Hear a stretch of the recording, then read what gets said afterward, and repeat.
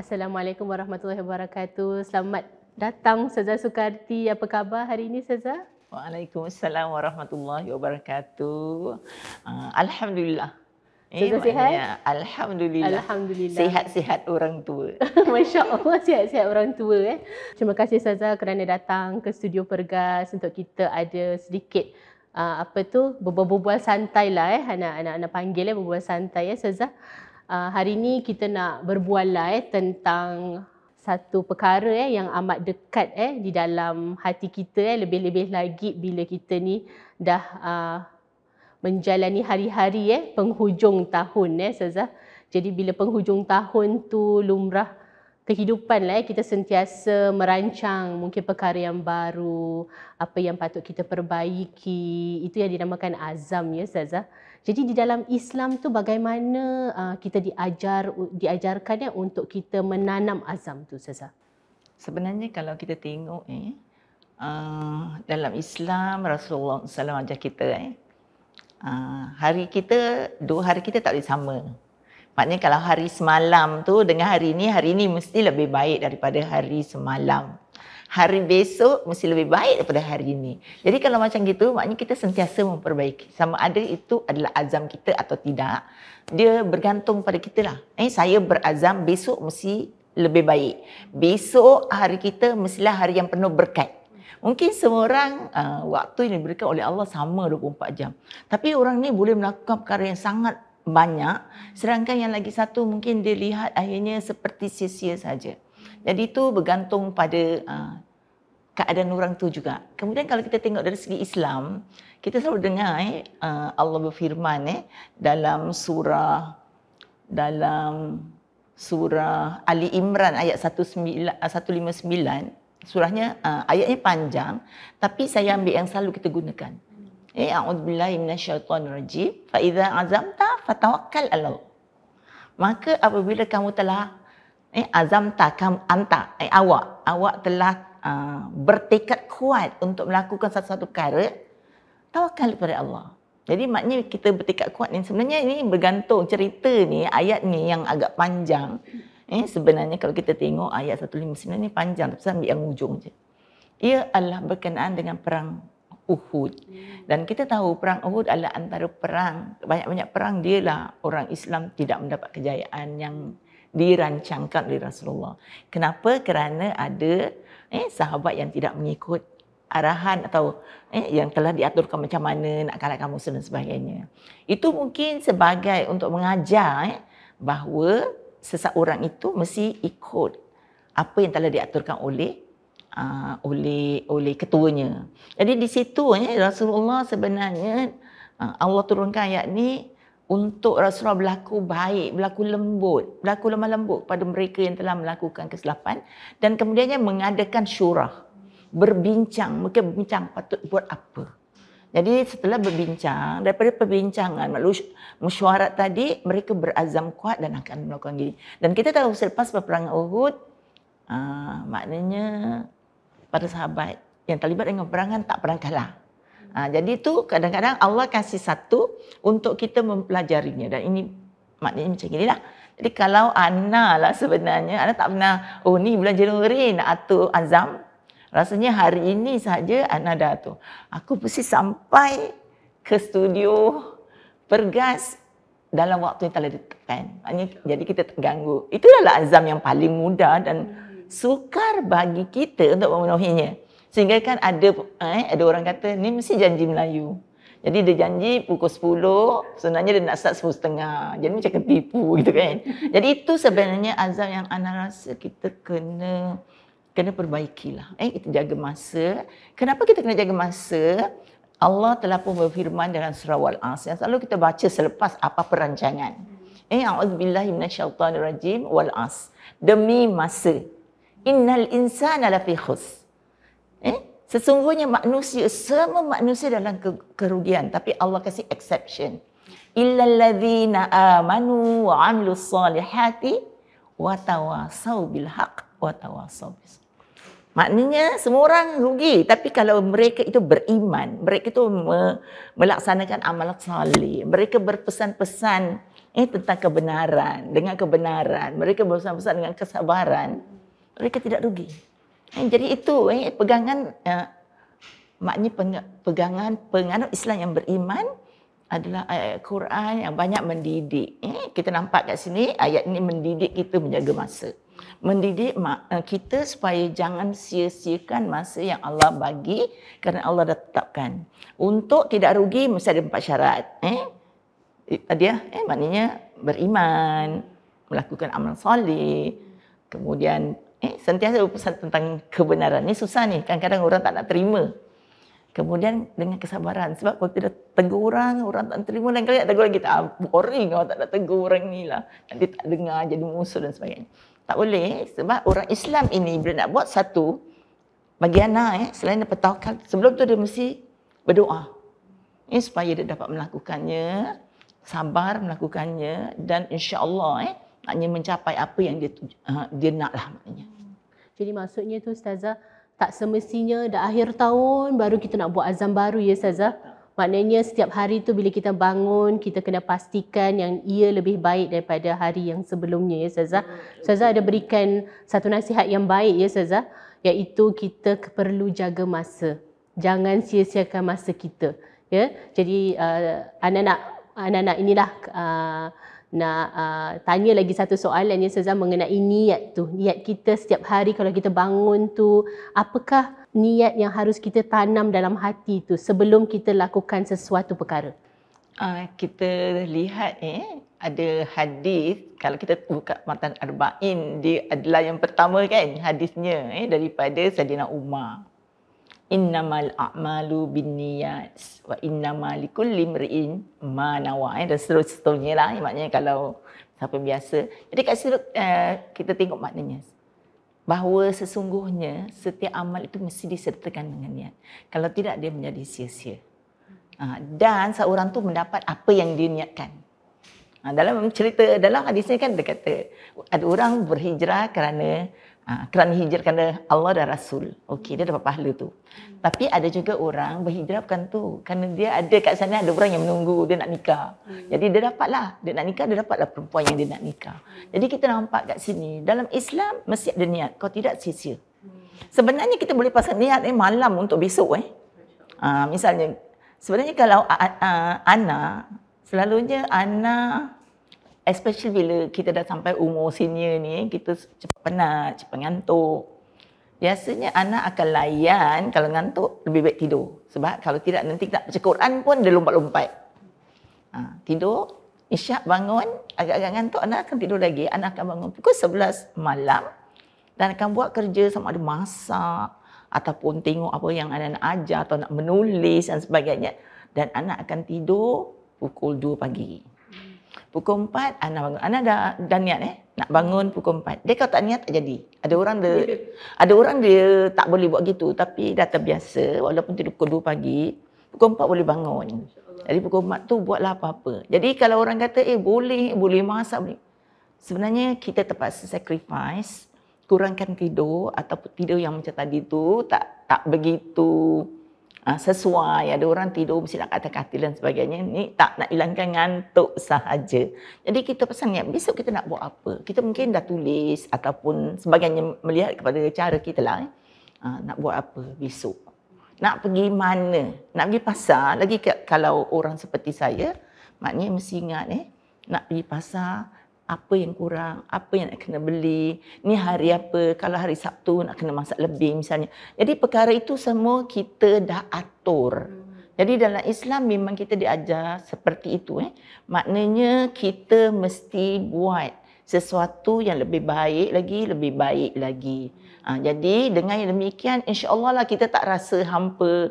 Dan kalau sekiranya perkara itu tak dapat jalankan dari sebab-sebab tertentu, jadi kat situ kita mesti ingat bahawa itu adalah takdir Allah dan terima. Kerana Allah tidak pernah mentakdirkan sesuatu yang buruk pada hambanya. Dia sentiasa memikirkan yang baik untuk hambanya. Walaupun hamba tu kata, kenapa macam gini? Macam tak baik kan? Tapi fikir, mesti ada hikmah dia. Kalau macam gitu, kita tak rasa hampa, tak rasa marah. Tak marah dengan orang dengan takdir. Terima je, insyaAllah baik. Macam itulah. Ustazah, tadi Ustazah ada sebutkan tentang perasaan hampa tu ya. Jadi macam mana kita nak menangani rasa hampa sekiranya kita tak dapat mencapai apa-apa yang kita inginkan atau apa-apa yang kita azamkan ya Ustazah? Dia bergantung pada setiap individu. Kita tengok hari ini dengan COVID-19, kita tahu bahawa dia adalah satu pandemik. Seluruh dunia mengalaminya. Dan kita tahu bahawa ramai yang sebenarnya terjejas dari segi mental. Orang seperti ini, dia akan merasa hampa. Sebab itu akhirnya dia menghadapi masalah mental misalnya. Tapi kalau kita percaya bahawa setiap kejadian ada hikmah. Dan kita telah pun menyiapkan diri kita bahawa apa yang berlaku, kegagalan yang berlaku tentu ada kebaikan. Misalnya kita ambil contoh yang paling mudah lah. Musim hujan, orang jual air batu akan merasa hampa. Tak ada orang nak beli air batu. Kalau jual epok-epok mungkin banyak orang nak beli sebab dapat memenuhi, menutup kelaparan. Bila musim panas, orang nak air batu, mungkin orang tak nak epok-epok. Jadi perkara tu sebenarnya dalam Islam, dia seperti complementary lah. You dapat ini, you tak dapat ini misalnya. Jadi kalau tentang hal ni, dia bergantung pada seorang. Kalau anak saya misalnya, anak misalnya, bila anak bercadang untuk melibatkan diri untuk buat S3 ataupun untuk doktorate, anak sebenarnya daripada mula lagi anak rasa anak nak sampai ke peringkat itu. Tapi cabarannya sangat besar. Kadang-kadang peluang datang sekali dan tak datang lagi. Tapi anak percaya kalau Allah nak, dia akan berlaku. Jadi bila anak daftar, anak sebenarnya daftar doktor ini banyak tempat. Asalnya dengan Monash University.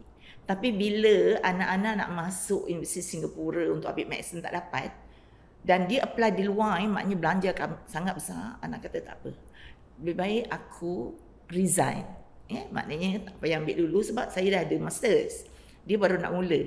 Jadi kita okey tak apa, dia boleh belajar kat luar negara, jadi kita kena finance dia macam gitu. Adakah itu kehampaan? Anak tak rasa, peluang akan datang lagi. Dan tu anak pula daftar dengan UTM. Tapi dia tidak membolehkan anak mudah untuk ke sana. Misalnya kadang-kadang ada lecture hari Sabtu, hari Khamis baru beritahu. Bila dia nak pergi dengan tugas sebagai seorang isteri, ibu, seorang guru dan pengetua dan sebagainya. Jadi akhirnya anak berhenti juga. Sehingga akhirnya pada 2015 ada daripada Wika, Universiti di Bogor, maknanya anak rasa anak try. Kawan-kawan habis dalam masa 3 atau 4 tahun. Anak habis lebih daripada 5 tahun. Pada 22 hari bulan 12 tahun lepas, anak diberi gelar doktor.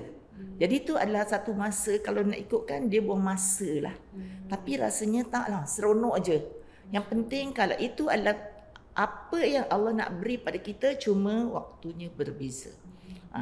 Anak tak rasa itu satu kehampaan. Kalau orang dapat doktorat untuk lepas tu meningkatkan diri dari segi pekerjaan, anak tak rasa ke situ kerana masa tu adalah umur pencen. Tapi anak rasa kita masih lagi boleh buat contribution, buat sumbangan kepada masyarakat, buat sumbangan kepada bidang yang kita suka, misalnya pendidikan Islam, masih lagi boleh. Mungkin kalau kita nak menulis ataupun memberi sesuatu kepada masyarakat, kita masih lagi boleh. Jadi selagi kita berfikiran positif, anak tak rasa kita akan hampa lah. Rasanya macam seronok gitu. Masya Allah. Macam gitu. Jadi Ustazah 3 kali tu tapi Ustazah masih boleh berfikiran positif ya, Masya Allah. Kemudian yang anda nak tekankan ni, Ustazah gunakan seronok walaupun dengan masa yang panjang ya. Apa tu Ustazah kalau bandingkan dengan kirakan pelajar kawan-kawan yang lain ya Ustazah. Masya Allah, untuk rasakan positif positive thinking ya Ustazah. Kemudian anak nak inilah anak nak juga dapatkan nasihat daripada Ustazah ya, mengenai kalau kita sekarang ni di zaman berleluasanya penggunaan ya media sosial ya Ustazah. Jadi ramai yang mungkin detik-detik manis dalam kehidupan, pencapaian dan sebagainya mungkin dikongsikan di wadah seperti Instagram, Facebook dan sebagainya ya Ustazah. Jadi sebagai pengguna mungkin bila kita lihat kesenangan orang lain, kegembiraan orang lain, mungkin ada sedikit rasa kenapa kita tak dapat macam gitu ya, kenapa kita dapat tak laki lah ya, apa tu orang panggil tak sebaik tak senasib tak sebaik seperti mereka. Jadi apa nasihat Ustazah ya kalau kita nampak kegembiraan orang lain, kesenangan orang lain, kejayaan orang lain Ustazah, apa nasihat Ustazah, apa yang harus kita lakukan sebenarnya? Sebenarnya perkara ni kalau Ana, pertama sekali Ana mengambil pendekatan bahawa zaman ini memang zaman teknologi, semua nak digitalize. Dan kita mesti ingat itu adalah satu anugerah Allah yang sangat besar. Kalau tak ada teknologi pada hari ini, mungkin keadaannya sangat berbeza kerana memang dah canggih. Kita kena ikut. Tetapi kita ikut mesti dengan rasa tanggungjawab. Kenapa kita daftar kita di Facebook? Ini tujuan ni, misalnya menulis. Ada orang menulis kerana supaya orang kenal dia. Ada orang menulis kerana nak menyampaikan ilmu kerana Allah. Nampak ya? Ada orang menulis supaya orang beli buku dia dan dia dapat keuntungan. Jadi ini semua niat-niat seperti ini. Tadi kita dah cakap pasal niat kan. Niat-niat seperti ini diperhatikan oleh Allah lah. Nah, jadi kita tulis kenapa? Ana sebenarnya kalau orang kata Ana ni seorang guru yang mundur, tak apalah. Sebab bagi Ana memang tak ada Facebook kerana Ana tak mampu menangani sekiranya menerima sebarang teguran yang menyakitkan. Jadi Ana memang tak ada. Dan Ana tak suka baca Facebook orang yang ceritanya macam-macam. Ana akan doakan yang baik. Misalnya kalau Ana drive pun, the moment Ana drive, Ana kata, Ya Allah, Ya Tuhanku, supaya aku dapat memandu dengan selamat dan kau selamatkanlah semua pengguna jalan raya ni. Sebab kalau ada yang tak selamat, kita pun kena sama sebenarnya. Itu yang kita terlupa. Kita asyik fikir pasal diri kita. Jadi teknologi bagi Ana memang perlu. Tapi bagaimana menanganinya? Patutkah kita merasa sakit hati dengan orang? Ana rasa tak patut kerana semua orang telah diberi sesuatu yang baik ke, yang tak baik ke, ada sebab oleh Allah. Jadi kita terima. Dan kemudian bila kita baca kejayaan mereka, kita bersyukur. Alhamdulillah ada kejayaan bagi orang ini. Dan kita mesti ingat adakah kita sebenarnya nak buat macam itu? Ketika kita buat macam itu, apa perasaan kita? Ada perasaan ujub. Ada perasaan riak. Dan ini adalah penyakit-penyakit hati yang kadang-kadang sukar nak diubati. Jadi tak payah baca lah. Ataupun memfitnah orang kat dalam dengan bahasa yang kasar. Sedangkan kita mesti ingat perutusan Allah, Rasulullah kepada kita adalah untuk menyempurnakan akhlak mulia. Kita terlupakan kadang tu. Rasulullah mempunyai akhlak yang mulia sehingga dengan musuh pun dia sangat mulia akhlaknya. Tak pernah nak marah kecuali memang sekiranya mereka ingin menjatuhkan Islam. Itu memang Rasulullah marah. Dalam Quran sebut diceritakan tentang perkara itu. Jadi Ana rasa dalam konteks ini kita sebagai pengguna kena bertanggungjawab lah. Kita mesti ingat setiap apa yang kita lakukan dengan niat, ada dua malaikat yang menulisnya. Allah tak pernah lalai tentang apa yang kita buat. Dan perkara ini secara detail akan dipersoalkan oleh Allah di akhirat kelak. Dan ini kita tahu melalui pembelajaran akidah kita.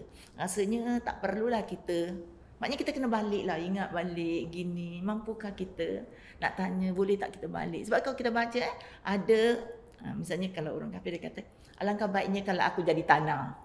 Dah tak boleh lah, dah lepas. Kalau sekarang kita cakap nak dengar tak? Macam gitu. Jadi bagi anak, teknologi itu tak salah. Jadi siapa yang cerita kerana Allah supaya orang ikut, Alhamdulillah. Kerana ada dua perkara yang kita harus iri hati. Iaitu bila orang beribadah. Macam mana kita nak iri hati dengan dia. Dia buat banyak. Kita nak buat, jadi kita tak payah. Tapi tak boleh ada rasa ujub. Kedua, bila orang nak menuntut ilmu, kita boleh iri hati. Tapi anda tak galakkan kalau orang ni ada 1 PhD, you ada 2 PhD, 3 PhD, you mesti ingat you ada anak you macam mana pula. Tak, maknanya kita kena rational yang dibenarkan oleh Islam. Jangan langgar batas-batas yang telah ditetapkan Islam. Kita lihat kepada maqasid syariah kita. Jadi insya-Allah kita akan selamatlah maknanya. Jadi kalau orang dapat, alhamdulillah, kita doakan. Dan kalau kita dapat apa cerita-cerita, orang akan tahu dia tu siapa. Jadi tak payah ceritalah sebab takut nanti ada rasa aku gini. It's not easy, no. Jadi perkara ni kita kena jaga, kena redha. Bila Allah kata gini, that is good for us. Kalau kita tengok ada satu ayat yang diterangkan ni berkenaan dengan perang sebenarnya, tapi secara umum, secara khusus dia berkenaan perang. Sebagaimana yang Allah katakan dalam surah Al-Baqarah ayat 216. Kata Allah dalam surah itu, kutiba alaikumul qital wa huwa kurhul lakum. Allah dah wajibkan perang, tapi mesti kau tak suka kan? Padahal berperang itu adalah sesuatu yang kamu benci. Kemudian Allah teruskan, wa asa an takrahu syai'an wa huwa khairul lakum. Mungkin dia kata padahal kemudian dia kata kat sini, boleh jadi kamu membenci sesuatu padahal ia amat baik bagimu. Pasal kita tak tahu, Allah je yang tahu. Kemudian dia teruskan, wa asa an tuhibbu syai'an wa huwa syarrul lakum. Dan mungkin kamu suka sesuatu tapi dia tak bagus. Allah je yang tahu. Wallahu ya'lamu wa antum la ta'lamun. Ini kita mesti tahu. Allah lagi tahu sebab Allah tak pernah zalim. Allah itu maha segala-galanya lah, maha kaya, suruh kita minta dengan dia, jangan minta dengan orang. Macam semalam kan dalam masyarakat anak kata, walaupun kita bekerja, kita mengharapkan gaji, tapi ingat kalau gaji tu kita tak dapat, kita ingat yang bagi gaji kita itu adalah Allah. Yang menggerakkan management untuk naikkan gaji, cuti lebih adalah Allah. Kita berpegang tu, kita tahu bahawa kita hanya berharap pada Allah.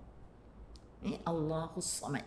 Maknanya kat situ kita kena percaya, kita kena didik. Sebenarnya it's not easy to get that, tapi kita kena didik diri kita. Jadi kat sini, wa asa an tuhibbu syai'an wa huwa syarrul lakum. Kita nakkan jejaka yang kita dah suka, sekali tak dapat. Nak bunuh diri ke? Jadi kat situ mungkin tak baik. Mungkin lepas dah kahwin nanti macam-macam perkara boleh berlaku. Jadi bila kita berfikir tentang ayat-ayat Al-Quran yang ditunjukkan supaya kita membuat sesuatu yang baik, sekiranya tak dapat, kita redha kerana Allah telah siapkan sesuatu yang lebih baik untuk kita. Jadi kalau gitu kita tak rasa hampa, kita tak rasa nak salahkan orang. Sebab kita tahu itu adalah takdir kita. Dan kita mesti percaya sekiranya sesuatu itu dah untuk kita, dia tidak akan lari kepada orang lain. Walaupun mungkin orang lain nak ambil. Allah maha segala-galanya. Jadi kita mesti ingat tu. Wallahualam. Jadi sebagai pengguna media sosial ni Ustazah, sebelum kita post apa-apa perkara di luar sana, kena betulkan dululah niat kita kenapa kita post sesuatu perkara. Dan kita sebagai pengguna yang melihat posting tersebut perlu juga mendidik hati kita supaya jangan kita iri hati, supaya kita sentiasa bersyukur Ustazah dengan apa yang kita ada. Ustazah. Jadi topik kesyukuran ni Ustazah, dia ada kait mengait dengan hampa, dengan rasa syukur, dengan melihat kebahagiaan orang lain. Jadi apakah perkara yang kita boleh belajar Ustazah tentang sentiasa merasa syukur dengan apa yang kita ada, walaupun sikit, walaupun ianya tidak sehebat apa yang mungkin kawan-kawan kita kecapi dan sebagainya. Sebenarnya anak ni kalau kat sekolah, murid-murid anak akan ingatlah. Ni seperti punya pote dia kata. Mesti cakap tentang perkara tu. Dan anak kerja di madrasah dengan gaji yang minimal, tapi anak rasa anak cukup. Keluarga kita dapat menghantar anak-anak kita belajar di luar negara. Dan belanjanya bukan sikit sebenarnya. Tapi daripada mana sebenarnya bayaran yang kita lakukan untuk anak-anak kita, tuition fees dan sebagainya, sewa rumah. Kalau di Australia tu sewanya memang mahal, makanannya pun memang mahal. Tapi ana rasa berbalik kepada ayat Quran surah Ibrahim ayat 7, Allah berfirman yang berbunyi, wa id ta'adzana rabbukum la in syakartum la azidannakum wa la in kafartum inna adzabi lasyadid. Jadi ana selalu tak baca yang kat depannya, ana akan baca la in syakartum. Sekiranya kamu bersyukur dengan nikmatku, akan ku tambah nikmat tu. Kalau kamu kufur dengan nikmat itu, ketahuilah bau azabku amat pedih. Itu yang kata Allah kata. Sama juga kalau orang kasih kita makanan, terus kita tak nak. Apa dia kasih aku macam gini? Orang tu nak kasih lagi tak? Kita tak payahlah, orang ni tak payah kasih. Jadi bila kita ada lebih, kita share.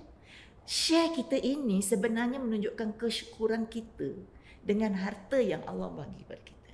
Dan ingat share tu bukan kuat. Kita dalam Islam memang disuruh share dengan keluarga dulu, adik-beradik dan sebagainya. Tapi orang lain juga ada hak ke atas. Ana memang pegang pada surah Al-Ma'un. Maknanya anak yatim tu mesti dibantu. Tak payah bilang-bilang orang lah. Kalau dia susah, dia mungkin tak dapat bantuan pada mana-mana pun. Keluarga dia mungkin pun tak bagi. Kalau kita boleh bagi, apa salahnya kita tolong anak yatim tu. Jadi kan sedekah tu bukan menjadikan kita apa-apa. Bila kita bersedekah, sebenarnya kita akan menjadi lebih kaya. Kerana setiap orang yang kita sedekah, yang kita bagi tu, dia akan doakan. Mudah-mudahan rezekinya lebih. Satu hari dia akan bagi lebih ramai orang, ataupun dia akan kasih aku lebih. Macam gitu. Jadi kalau kita pegang pada tu, ana rasa insya-Allah bersyukurlah. Kerana syukur tu Allah akan tambahkan nikmat. Dan ini yang ana rasa lah maknanya. Bila ana bersyukur, ana dapat. Maknanya dalam keadaan sekarang ni, dalam keadaan senior ke warga emas, ana merasai perkara-perkara yang mungkin orang lain tak rasai. Kalau ikut kawan-kawan kat luar, Ustazah dah senior lah.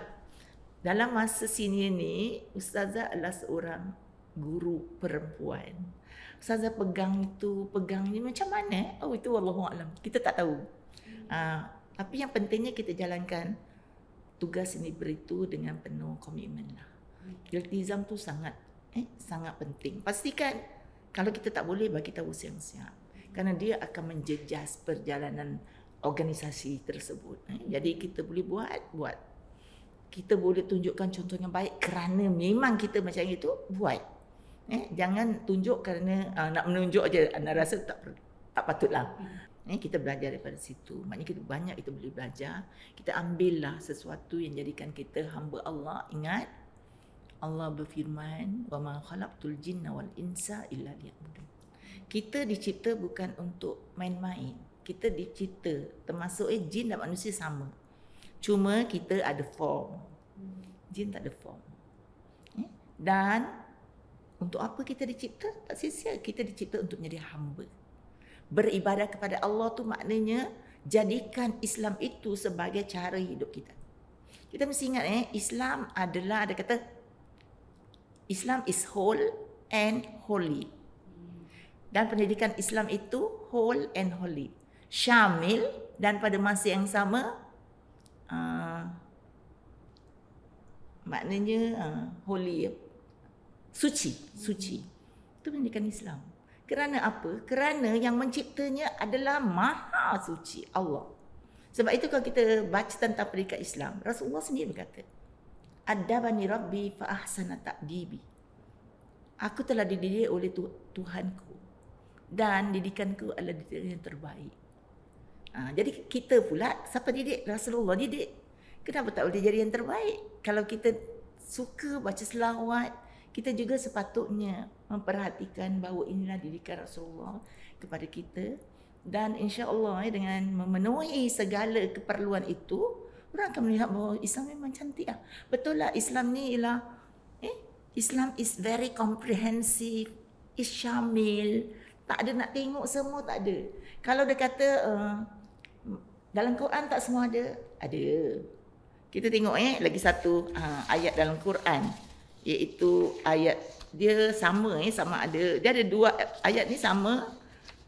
Ayat yang sama tapi diperolehi dalam dua surah, satu surah Al-Anbiya surah ayat yang ke-7 dan surah An-Nahl ayat yang ke-43. Ayat ini panjang, lepas tu kita ambil yang biasa. Fas'alu ahla dzikri in kuntum la ta'lamun. Jadi kat situ, misalnya orang-orang seperti Ana ni mungkin rasanya kita tengok teknologi ni betul very kompleks, tak boleh buat. Adakah itu tak ada yang keluar? Ada kan? Contohnya nanti mungkin ada soalan tentang hal tu.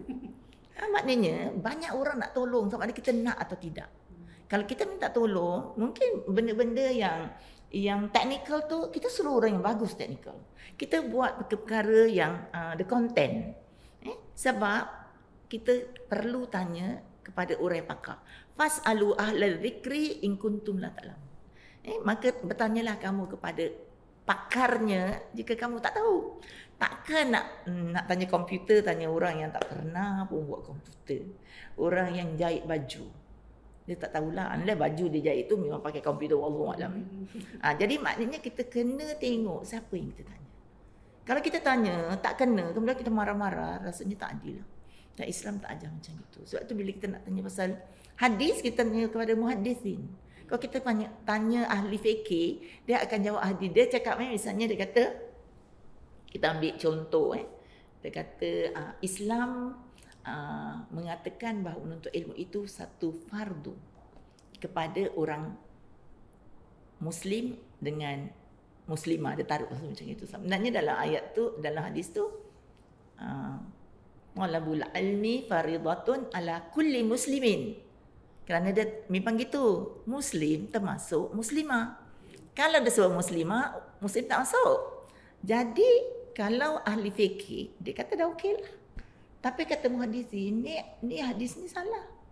Kita dah tengok hadisnya, takhrij dan sebagainya, siapa yang dah belajar tentang tu Jadi kita tengok. Kalau nak tanya pasal hadis ni sahih ke tidak, tanya muhaddisin. Tanya ahli fikih, dia tak akan check tu. Dia tahu ni adalah hadis untuk menguatkan hujah dia tentang pendidikan. Misalnya macam itu. Jadi kita kena tanyalah pakarnya. Jadi nak tanya komputer, nak tanya pasal sekarang ni, tanyalah ahlinya. Kalau tidak, kita tak dapat ilmu lah. Ustazah tadi ada sebutkan tentang kita menanyakan sesuatu yang kita tidak tahu kepada ahlinya, ya Ustazah. Jadi ini soalan terakhir Ana kepada Ustazah, dan juga Ana ingin dapatkanlah nasihat, ya Ustazah, pesanan daripada Ustazah ya untuk asatizah di luar sana, ya Ustazah, yang mungkin baru saja mengurak langkah dalam berkhidmat di dalam sektor pendidikan Islam ataupun kepimpinan agama, ya Ustazah. Apakah nasihat, ya, pesanan terakhir daripada Ustazah Sukarti Asmuin? Kita tengok sebenarnya bila kita buat sesuatu, kenapa kita buat? Sama juga ada orang nak jadi guru, tapi dia rasa kau kerja lain gaji kecil, cuti pun sikit, jadi dia jadi guru. Jadi dia jadi guru ni, dia cuma fikir cukup bulan dapat gaji, bulan 3 dapat 1 minggu cuti, bulan 6 dapat 4 minggu cuti, bulan September 1 minggu cuti, dan kemudian ujung tahun 1,5 bulan cuti. Dia akan fikir macam itu. Tapi kalau orang melakukan sesuatu kerana Allah, tu penting bagaimana keikhlasan kita bila nak melakukan sesuatu. Ingat, Allah tak pernah menzalimi kita. Jadi pertama kali kita kena ingat bahawa kita adalah hamba Allah. Apa pun yang kita lakukan adalah kerana beribadah kepada Allah. Jadi kita kena jadikan Islam sebagai sistem hidup kita. Nizamul hayat. Kemudian Islam itu lengkap dan suci. Tadi saya kita boleh saja ambil ilmu daripada luar, tak salah. Tapi ingat Islam itu lengkap dan suci. Malah Allah telah pun mengatakan dalam surah Ali Imran bahawa agama yang di sisi Allah itu adalah agama Islam. Inna dina indallahil Islam. Kata Rasulullah, al-Islam ya'lu wa la yu'la alaih. Islam itu tinggi, tak ada lebih tinggi, tak ada agama lain yang lebih tinggi. Jadi kita mesti merasa kehebatan Islam tu ada. Kemudian jaga kesyumulan Islam, kesuciannya dengan berpegang kepada al-amru bil ma'ruf wan nahyi anil munkar. Sebab kalau kita suruh orang buat baik tapi dia buat jahat, kita tinggalkan, berkecamuk lah. Jadi bila kita kata, sebab katakan kita suruh dia solat, kemudian apa dia buat dia suka mengumpat orang lah, katakan. Kita tak larang, dia tak cakap pasal orang, kita dengar aja. Kita akan gagal. Sebab solat itu sendiri tanha anil fahsya wal munkar. Berarti solat dia tak datang kebaikan. Kalau dia masih lagi melakukan perkara-perkara atau dengki dengan orang dan sebagainya. Jadi kita mesti letakkan al-amru bil ma'ruf wan nahyu anil munkar sebagai landasan kita lah. Jadi kita nampak kemungkaran, kita mesti cegah. Kita nampak, maknanya kita sentiasa mengingatkan orang bahawa kita mesti melakukan kebaikan. Ini adalah satu daripada yang dikehendaki oleh Islam. Misalnya dalam surah Al-Imran ayat 104, Allah berfirman, wal taqum minkum ummatun yad'una ilal khair wa ya'muruna bil ma'ruf wa yanhauna 'anil munkar wa ulaika humul muflihun. Orang yang berjaya adalah orang yang menjalankan perkara ni. Dan jadikan akhlak dia itu cara hidup kita, dan berdoalah agar sentiasa berada dalam rahmat dan keredaannya. Kita memang nakkan keredaan Allah. Supaya walaupun hidup kita mungkin mendatar, tetapi dia adalah satu kehidupan yang baiklah, yang menjadi contoh yang kalau orang tengok simple, tak timbulkan masalah, tapi dapat menunjukkan keindahan Islam. Wallahu a'lam. Masya-Allah Ustazah. Terima kasih Ustazah kerana banyak kata-kata mutiara yang kita dapat pelajari daripada Ustazah Sukarti. Ana memang suka duduk dengan Ustazah Sukarti. Kita selalu berbincang dan Ana selalu dapatkan nasihat daripada Ustazah Sukarti kerana pengalaman yang Ustazah Sukarti ada. Jadi Ana harap Ustazah Sukarti sentiasa diberi kesihatan oleh Allah Subhanahu Wa Taala, sentiasa dapat berkhidmat kepada masyarakat Islam, dan juga sentiasa dijagalah supaya Ustazah Sukarti dapat juga mengajar kita yang masih amat baru dalam dalam penyumbangan dari segi kemasyarakatan lah Ustazah. Terima kasih Ustazah untuk hari ini. Mudah-mudahan apa yang dikatakan itu dapat kita laksanakan bersama lah. Kalau tidak dia akan jadi sia-sia, dan tentunya kita tahu bahawa Islam dicipta itu dengan penuh makna. Allah tak pernah cipta secara main-main. Wallahu a'lam bissawab. Terima kasih Diana kerana masih lagi menganggap saya guru. Ni guru saya ni, masya-Allah. Guru saya favorite subjek pada ketika di pre-university di Madrasah Al-Ma'arif Faraid, masya-Allah. Sampai sekarang saya ingat. Ustazah masih lagi guru saya. Sebab itu saya rasa amat berhargalah detik-detik bersama Ustazah Sukarti, dan saya masih banyak lagi yang perlu belajar daripada Ustazah. Terima kasih. Wallahu a'lam. Syukran ya Ustazah. Assalamualaikum warahmatullahi wabarakatuh. Waalaikumsalam warahmatullahi wabarakatuh.